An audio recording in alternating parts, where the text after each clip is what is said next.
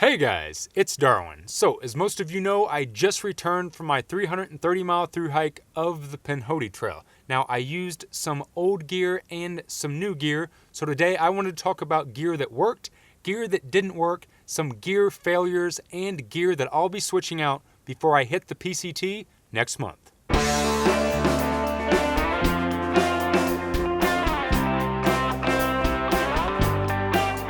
Alright, so first off, if you haven't checked out my gear list for my Pinhoti Trail through hike, I'll put a link up here in the corner and a link in the description box below. Go check that out to see my full gear list of everything that I carried. Today, I want to talk about some of the gear that didn't really work out for me, so I'll be switching it out before I hit the PCT next month. I want to talk about some of the new gear that I tried out for the first time and some gear that I just had straight up gear failures and didn't work at all in the field for me. First up, let's talk about some of the old gear that I'll be switching out before my PCT through hike. Number one is a piece of gear that's pretty big for me, and I had been debating switching it up for quite some time. The Pinhoti Trail put the final nail in the coffin, and I'm going to be switching it up, and that is my Enlightened Equipment Revelation quilt. Now, as some of you know, this is one of my favorite pieces of gear. I got this guy back at the end of 2015. It has been on 600 miles of the Appalachian Trail. It's been on all of my sections of the Arizona Trail. It's been on the Continental Divide Trail. And now it has been on the Pinhoti Trail. I love this thing. The only problem that I've ever had with my Revelation 20 is I have very cold feet. So at night, from my waist up, I can be pouring sweat, but my feet will be freezing cold.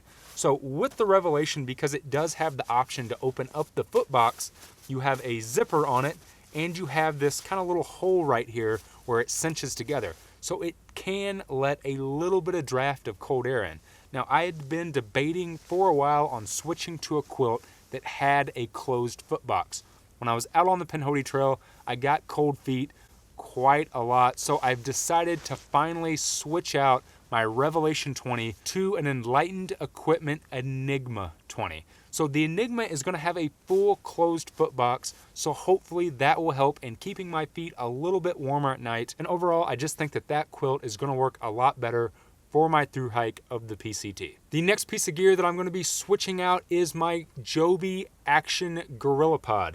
Now, this is something that I was pretty adamant about bringing on the Pinhoti Trail and for the PCT because I just thought it would be worth it to carry a nice tripod to set up better shots. I was out there for 18 days. I probably used this thing about 10% of the time I was out there. It just kind of sat in my pack. I never really grabbed it. Most times I would just grab my camera real quick, take the shot that I needed, set it up on a rock, put it on the trail. In the long run, to me, it's just not worth it, so I will be switching this out of my pack, and I'm not going to replace it with anything. I'm just going to use my hand, and maybe halfway through the PCT, I'll change my mind, and I'll have Snuggles send me another tripod, but for now, this guy is not coming with me for my through hike of the PCT. The next piece of gear that I'm going to be switching out is my Zpacks Cuban Fiber Food Bag. Now, I have had that food bag since 2014, and it has a ton of miles on it, and sadly, it's just wore out. There were multiple times in the morning on the Pinhoti Trail where I would go to get my food bag out of a tree, and the inside of the bag would be soaking wet. All of the seam sealing and all of that, over time, it just breaks down. So it's just time to get rid of the old food bag, and instead, I'm switching out to a brand new Zpacks Cuban Fiber food bag. So I still absolutely love these food bags. It is my go-to and my preferred food storage for the trail. So the old ones gotta go, and this one is coming with me on April the 3rd. The last piece of gear that I'm gonna be switching out is a pretty sad one for me, and unfortunately, the second to last day on the Pinhoti Trail, I lost, misplaced, it ran away, whatever you want to call it, my beloved ass pad. I have had that one in particular probably since 2014. I loved that pad, but I misplaced it, or it ran away because it just couldn't take it anymore.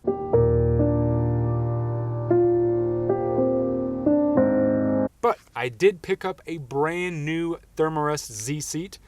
which is probably a good thing because my old one was about as flat as a pancake and wasn't really offering cushion at all. So I will be taking this with me, and hopefully I can put as many miles as I put on the last one on the new guy.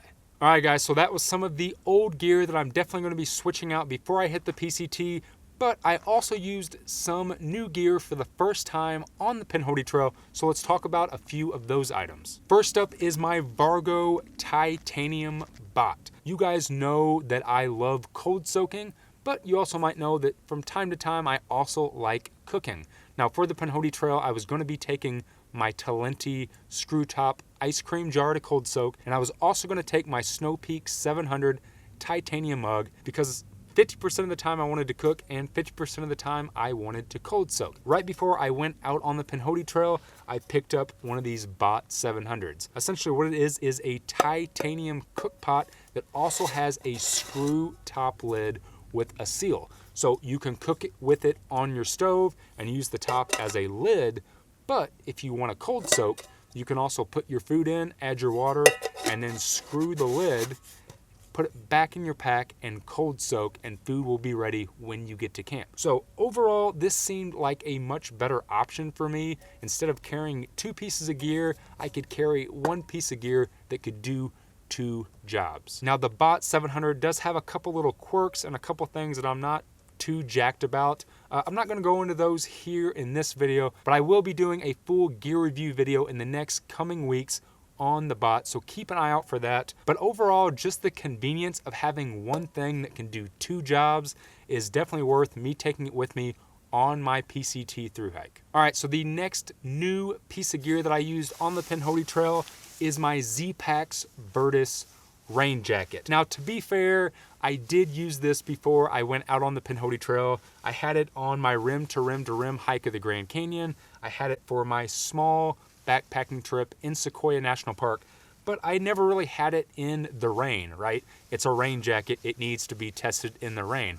I knew the Pinhoti Trail was going to be a super wet, rainy, nasty, muggy trail, so I decided to take this instead of my old Outdoor Research Helium 2, and overall, I love this jacket. Typically, within like the first hour of hiking, I would totally be pouring sweat and would have to take my rain jacket off. Not with the Vertice.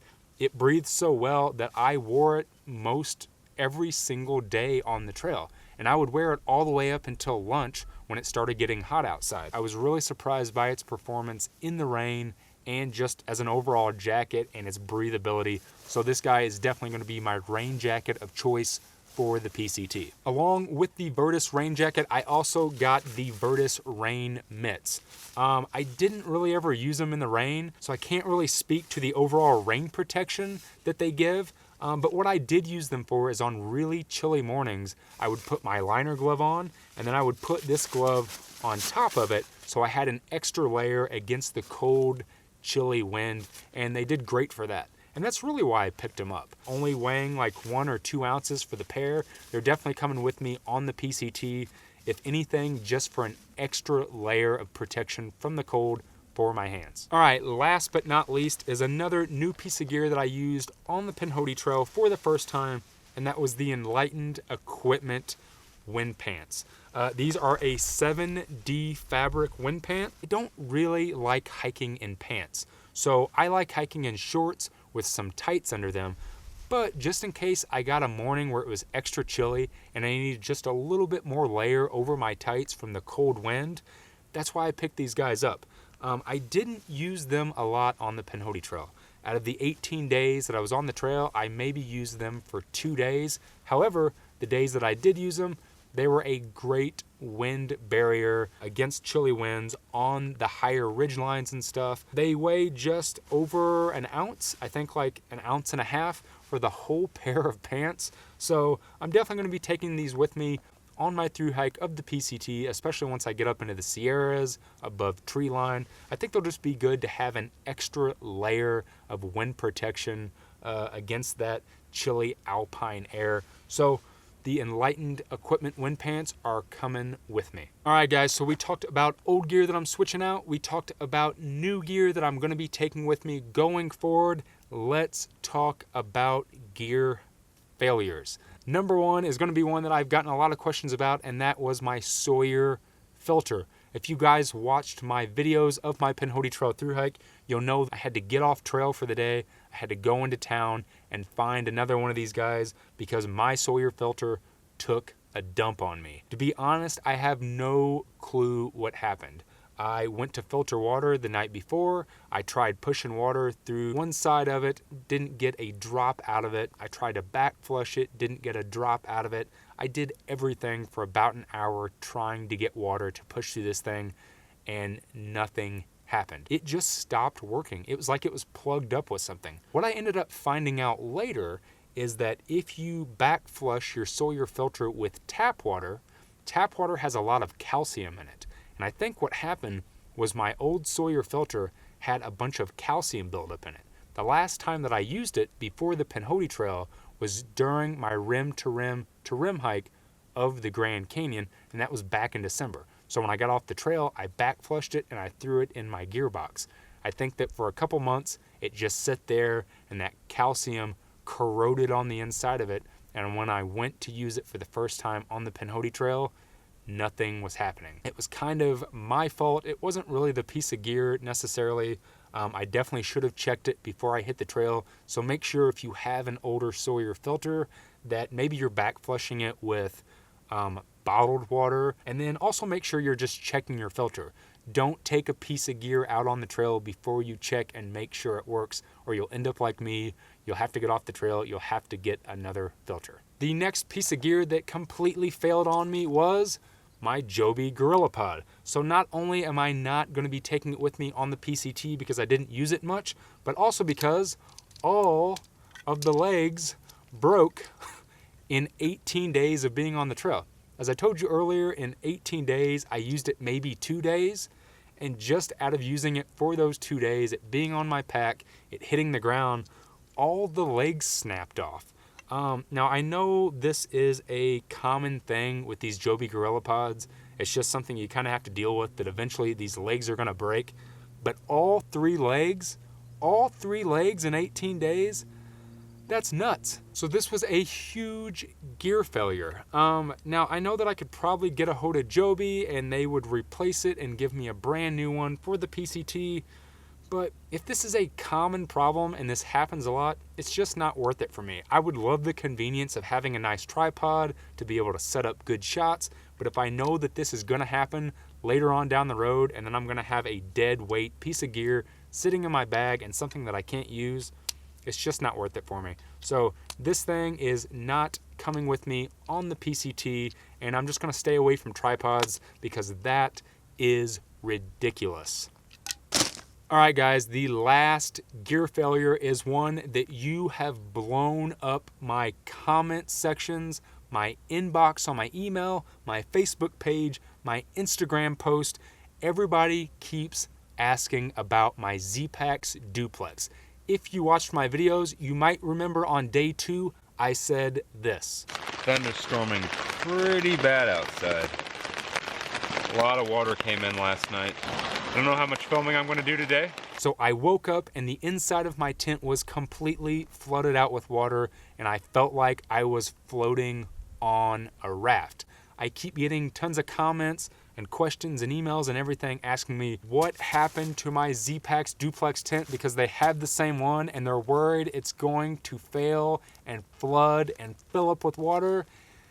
It was not a gear failure. There's nothing wrong with my Zpacks Duplex tent. I was out there for 18 days. I only had 1 day where the inside was wet, and it was not a gear failure. It was a user failure. So what happened was Toasted Toad and I got into camp really late.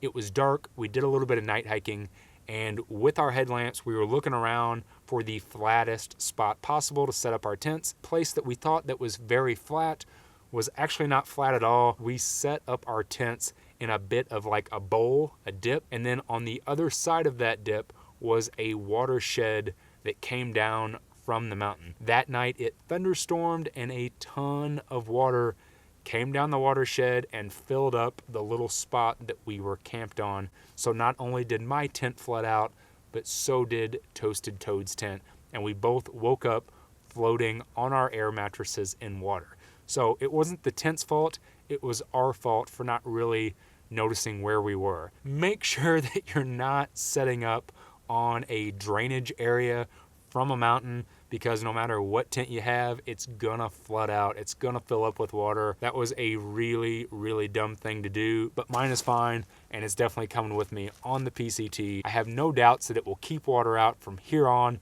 as long as I don't set it up on a pond or a lake again. So what are some pieces of gear that you've recently switched out? What are some new pieces of gear that you're trying out in the field right now? And what are some huge gear failures that you've had in the last couple of months?